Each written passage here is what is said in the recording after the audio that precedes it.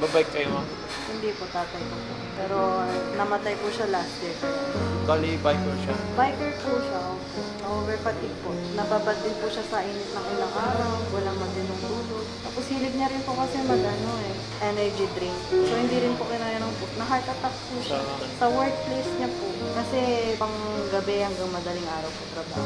Hindi na siya nakabalik. Hinanap po namin siya sa workplace niya. Nalagatan po namin siya. That's why you're getting a bike na po, no? Opo. Umabot nga po sa point dati na halos 10 or 11 bikes po siya doon.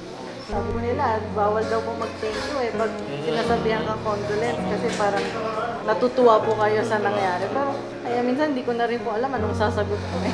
Nasa intention naman, Opo. depende naman.